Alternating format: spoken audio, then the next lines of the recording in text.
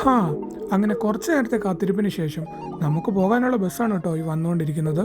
മാൽഡീവ്സിൽ work ചെയ്യാൻ തുടങ്ങി ഏകദേശം 3 വർഷമായെങ്കിലും ഞാൻ ആദ്യമായിട്ടാണ് കേട്ടോ ഒരു ഫുൾ ബോർഡ് ഐലൻഡ് റിസോർട്ട് ട്രിപ്പിന് പോകുന്നത്. ഇപ്പോൾ നമുക്കിവിടെ ഒരു 1 വീക്ക് ബ്രേക്കാണ്.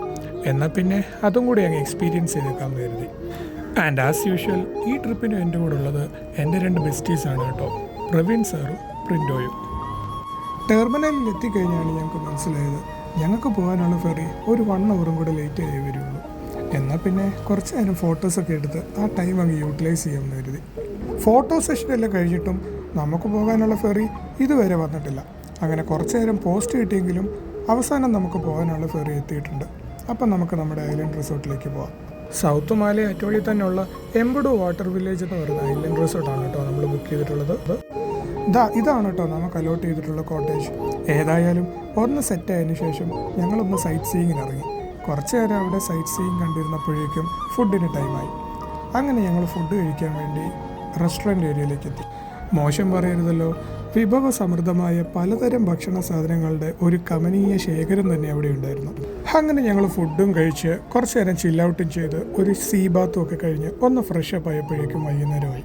ഏതായാലും ഈ റിസോർട്ടിൻ്റെ ബാർ ഏരിയ ഒന്ന് ചെക്കൗട്ട് ചെയ്യാമെന്ന് കരുതി വൈകിട്ട് ഞങ്ങളൊന്ന് പുറത്തേക്ക് ഇറങ്ങിയപ്പോൾ അതാ അവിടെ ടെലികാസ്റ്റ് ചെയ്യുന്നു നമ്മുടെ സ്വന്തം IPL കണ്ടു കഴിഞ്ഞാൽ പിന്നെ കുറച്ച് നേരം ഇരുന്ന് കളി കാണണമല്ലോ, അതാണല്ലോ അതിൻ്റെ ഒരു ഇത്.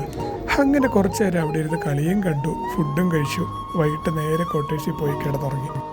അടുത്ത ദിവസം തന്നെ നമ്മളെ വെൽക്കം ചെയ്യുന്നത് ഈ ഒരു വൈബാണ് കേട്ടോ.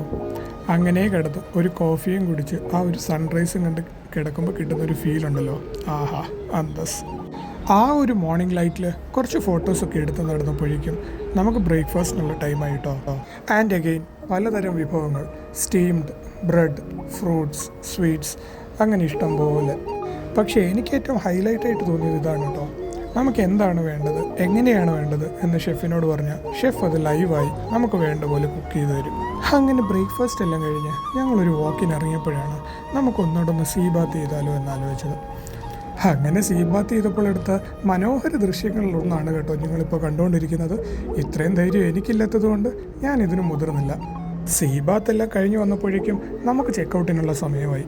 പിന്നെ പാക്കിംഗ് ആയി, വാക്കിംഗ് ആയി, വെയിറ്റിംഗ് ആയി, ആകെ മൊത്തം ബഹളം. അവസാനം നമുക്കുള്ള ഫെറിയിൽ കയറി നമ്മൾ റിട്ടേൺ ജേണി സ്റ്റാർട്ട് ചെയ്തു. സീ അധികം റഫല്ലാഞ്ഞതുകൊണ്ട് അധികം കേടുപാടുകളൊന്നും ഇല്ലാതെ ഇങ്ങനെ തിരിച്ചെത്തി. തിരക്ക് പിടിച്ച പ്രൊഫഷണൽ ലൈഫിലേക്ക് തിരിച്ചു പോകുന്നതിന് മുമ്പ് മൈൻഡും ബോഡിയും ഒന്ന് റിലാക്സ്ഡ് ആകാൻ ഏതായാലും ഈ ട്രിപ്പ് നന്നായി സഹായിച്ചു. മാലെ ഹുളിമാല ഏരിയയിൽ വർക്ക് ചെയ്യുന്നവർ എൻജോയ് ചെയ്യുന്ന ഏറ്റവും വലിയൊരു അഡ്വാൻറ്റേജ് എന്താണെന്ന് വെച്ചാൽ ഓഫ് കോഴ്സ് അത് അക്സസിബിലിറ്റിയാണ്. ഹോസ്പിറ്റൽസ് ആവട്ടെ, ഗവൺമെൻറ് ഓഫീസ് ആവട്ടെ, എന്തിന് നാട്ടിൽ പോകാനുള്ള എയർപോർട്ട് വരെ തൊട്ടടുത്ത് കിട്ടും. ഏതായാലും ഇനി അടുത്ത ട്രിപ്പിന് കാണാമെന്ന് കരുതി ഞങ്ങൾ ബൈ ബൈ പറഞ്ഞു.